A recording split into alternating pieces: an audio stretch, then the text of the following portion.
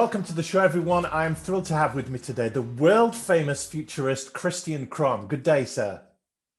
Hi, thank you for having me. It's great to have you on the show, Christian. You are the author of Humanification, Go Digital and Stay Human. We're going to unpack that today. But just for those people that haven't met you before, tell us a bit about your background and your areas of expertise. Okay, yeah. Well, today I'm a futurist, so I'm speaking all over the world. At least I did before the coronavirus hit us. I was an entrepreneur for 15 years. So I founded a tech company, and we help large organizations to reinvent themselves, to disrupt themselves. 5 years ago, I sold my company, started to write my book, Humanification. It became an instant bestseller on Amazon.com. And since then, I was asked to travel all over the world to do my keynotes and speeches and inspire people about the future that's coming towards us very rapidly.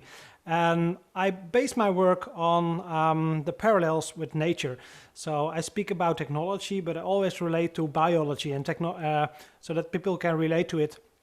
And that becomes something that they are familiar with, and that's normal for them. Yeah. So that's great. We'll talk about that a little bit more.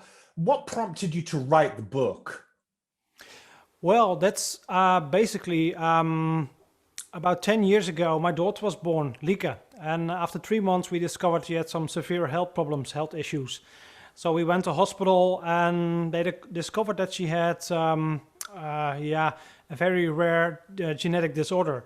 So she needed surgery right away, heart surgery. And during surgery, everything that could go wrong went wrong. Her body was not responding to the procedures, not responding to the medication. So after the surgery, they told us that our daughter was very, very sick, and that there are only 4 or 5 people in the world with that same disorder.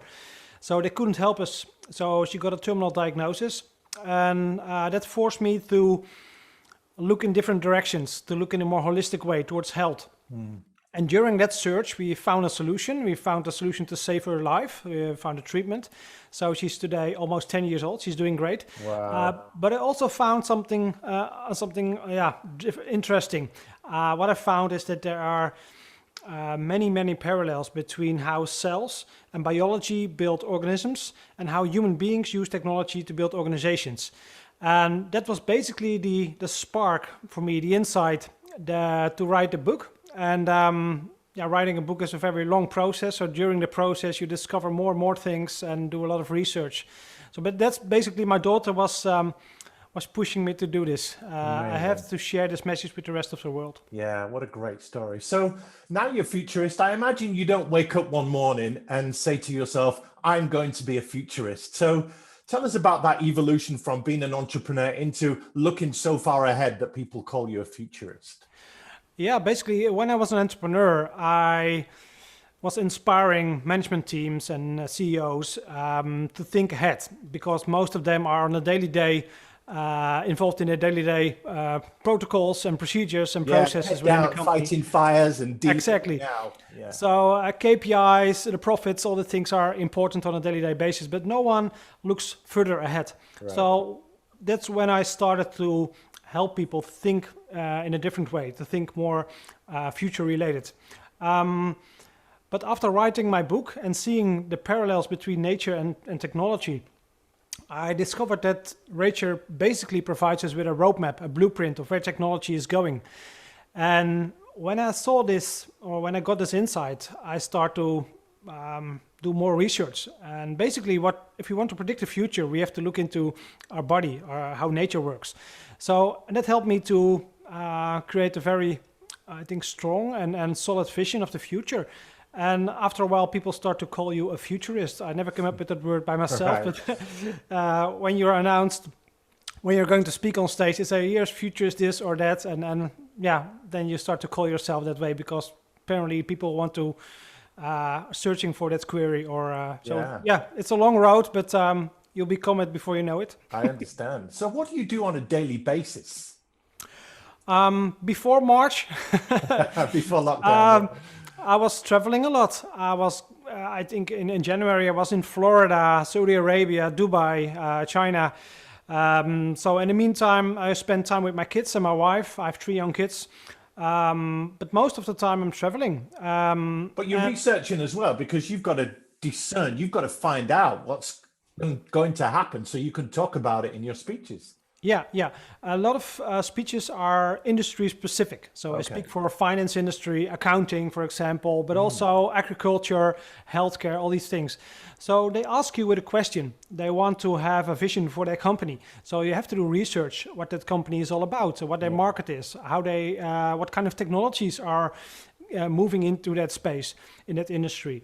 So I think research is at the 40-50% of the time.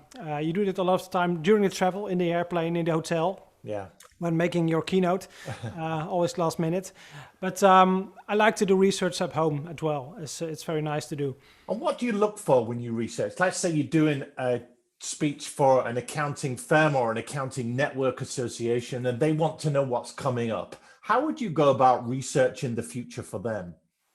Well, I start to look in how that industry, how it works, what kind of players are there, what is the main process of being an accountant, for example. Okay. And then I start to apply technologies which are very good at automating or digitizing that job or that skill.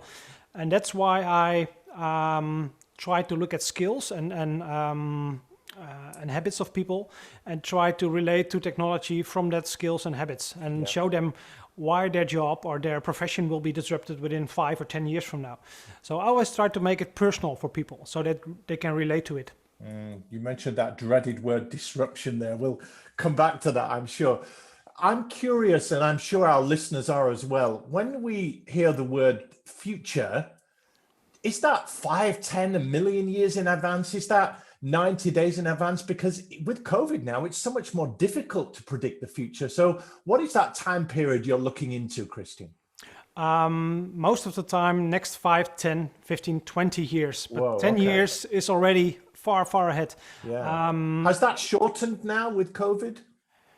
No, I don't think COVID is more a catalyst. It's increasing the speed of disruption. So we have to work from home now, more digital, and that's already was a trend, which is going on. But now it's like a catalyst. It's going faster and faster. So I think these kind of crises speed up the process, which is already on its way. Yeah, I've heard that phrase a lot. That the pandemic is accelerating change. Yeah, absolutely. Yeah. And people feel, and I think pain is one of the most of the best drivers for change. It's the best motivators. And we experience pain right now on a massive scale, on a society scale. And pain can be translated into power to do something, to change it. So I think there's a lot of potential, I say it in that way, to change. And I hope that people will not go in the old pattern again, which we came from, but we try to create a new pattern which is more sustainable, perhaps even regenerative. I say also more digital, because we are relying on those digital technologies right now to collaborate on a large scale. You bring up an interesting point, Christian. Entrepreneurs are open to change. Accountants and people like that, they're not comfortable with change, are they? No, they're not hired to be comfortable with change, I think. I think accountants are very good at looking at the past. Exactly. But that's already changing. If you look at new technologies like artificial intelligence, they're able to predict future patterns within organizations, financial patterns. So I think accountants of the future will also look in the future, not in the past, not in the now, but in the future as well. So humanification, great word. You made that up, didn't you? I've never heard that word before. Yeah. It wasn't. I couldn't find anything that matches my my idea, so I came up with the word myself. And tell the audience a little bit more about the book and what they would find if they read it. Yeah, well, the book is called Humanification. The subtitle is "Go Digital, Stay Human." And I think the main message of the book is that technology is something natural, and we have to embrace it. We have to embrace change because it can help us to unite as humanity and to empower individual people. That's the same what biology did in the past. What I start to do is look back in the past for 1 billion years, and I start to look at the first little cells, how they evolved and how they start to collaborate with each other in communities. And during that research, I discovered that there were 7 big waves. Disruptive waves where cells develop new biological systems, tissues or organs or whatever, to build more agile, more, organisms that were able to survive even better. And there were 7 big waves, and each wave has a specific theme. The first wave was all about interaction between cells. The second wave was about infrastructure, vascular systems, digestive systems. The third wave was all about the nervous system, information infrastructure. The fourth wave was about the reptile brain, which is basically which automates all the internal processes. Yeah. The fifth wave was all about the limbic brain, the social brain, the mammal brain, which is about short-term memory, relate to other people, emotions, all these things. And the sixth wave was the neocortex brain. And the neocortex brain helps us to learn and adapt in real time. It's like the AI in the cloud for biological organisms. And finally, the prefrontal cortex, which helps us to develop language, understand complex concepts and all these things. So what I discovered is that in technology, these same waves, we go through these same waves again, but now they are faster and bigger in scale. So the first wave was all about agriculture. It's about interaction between people. We start to build villages. We start to do agriculture. Therefore, our communities were able to grow faster. The second wave was about infrastructure. So the Industrial Revolution helped us to create a vascular system and a digestive system of our society with the large industries, railroads, oil pipelines, and all these things.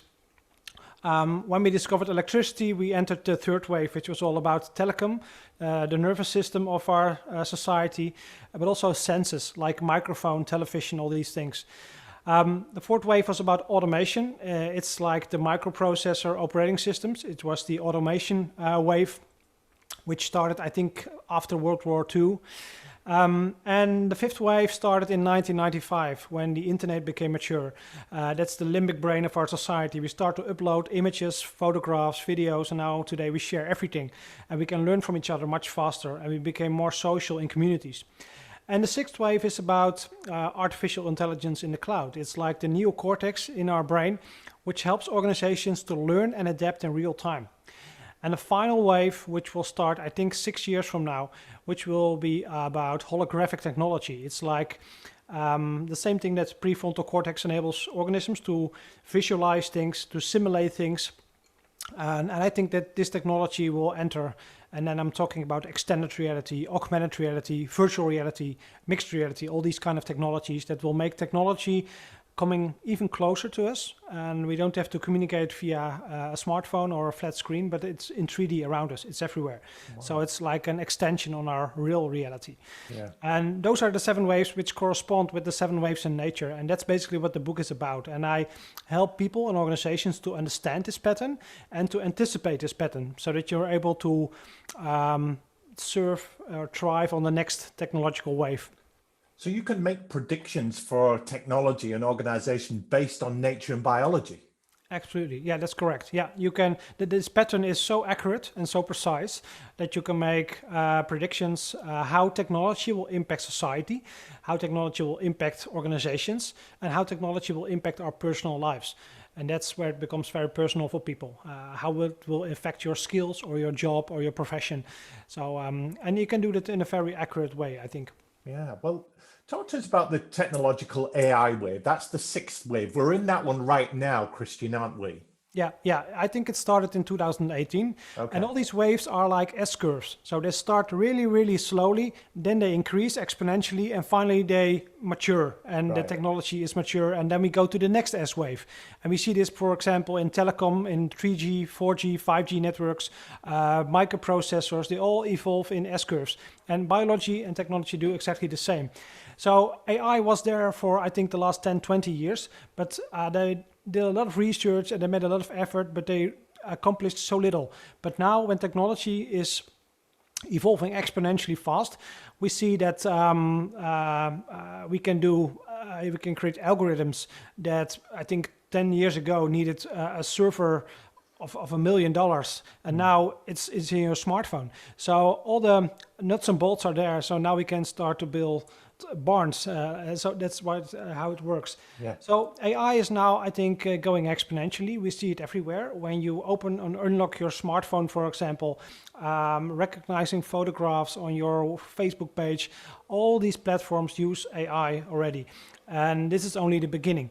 We also see AI in specific industries, for example, to recognize or do diagnoses in the healthcare industry, because AI can oversee a billion different variables and make conclusions about it, and humans cannot see this big amount of data. So we see it everywhere now, and AI is going to do a lot more. For example, autonomous cars, autonomous drones, which will deliver your package from Amazon, autonomous cleaning devices, autonomous this and autonomous that. You can imagine it, everything can be automated by using artificial intelligence. And I think that's what we will see in the next 5 to 10 years, a massive change where many skills and many professions will be automated, because this technology can recognize patterns, always, also if they are very subtle, and they can automate that pattern and can make an automated skill from that. And that's, I think, especially in the accounting profession, where it's all about numbers and spreadsheets. Machines are very, very good at that, and especially artificial intelligence. So I see a lot of disruption happening in this area. Yeah. Well, in 2016, I suffered a stroke. I had a brain hemorrhage. I lost some vision, a quarter of my peripheral vision, and I'm not allowed to drive. So I can't wait for driverless cars to come in. So I know they're in America. They're not here in the UK yet. So, but you say AI is everywhere. People don't see it. It's not part of everyday life yet. They don't realize everything that AI is doing in the way, say, that you do, Christian, because you investigate this, don't you? Yeah, but it basically is everywhere. But that's the funny thing of artificial intelligence. Artificial intelligence will make technology more human.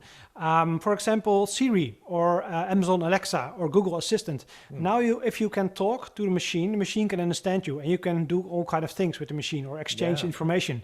10, 20 years ago, if you want to work with computers, you have to learn the language. You have to adapt to them. But now machines are so powerful that they can adapt to us. Simply by speaking, or they scan your face and they can see your emotions, your non-verbal communication. And combined with your verbal communication, they can understand what your intention is and what you want to do. So I think because of this technology, the thresholds to use it become lower, and we even don't see it anymore. Because autonomous cars, Elon Musk from Tesla announced that this week they will launch their first level 5 autonomous car, and that's a car that can drive completely without hands and using the pedals. Come on. So you just step in and you say where you want to go, and the car is driving you there, and you don't have to pay the driver or whatever. It's all fully automated. So technology is going to the background by using artificial intelligence, and that's why we don't see AI in every street corner, but it's there. It's everywhere. It's in Amazon shops. It's in everywhere. So in search engines, translation, even if you use Skype, for example, you can speak with people in different languages, and the machine is translating that language in real time. So you can have a conversation with someone in China, both speak your native language and have a good conversation. So technology is becoming more human in that way, and merging more people together, helping more people. Yeah. So in some ways it's helpful, it makes life easier, but in other ways it's more disruptive. It makes life more difficult to cope with, in a way. Does that make sense? Yeah. It's very important. It impacts the industry, doesn't it? Particularly accounting. Yeah. What you see is technology is basically neutral. And what you see right now, for example, with Facebook and Google, they use technology to make profiles, and that profiles of people are worth a lot of money. So we see a lot of polarization, people who are against each other, because the algorithms set us up towards each other, because then they can make more profit. So I think the technology in itself have a lot of potential, but it's the way how you use it. And I think technology should be used to empower people, to unite people. And I think today is happening the opposite. So technology is dividing people, and it's enslaving people. So people are enslaved with their timeline on Facebook all day, not paying attention to their spouse or family or friends. So I think it's now a time to start to use technology in a wise, purposeful way. Also in accounting, for example. You can use AI to automate all your accountants and put them out of the company. But you can also use it to empower those people so they can work more creatively, have more conversations with the customers to understand their true needs, all these things.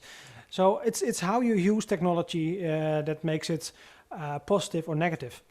Yeah, that's a really good point. So will there be any jobs left in the accounting industry, and what skills do you feel will be needed in the future?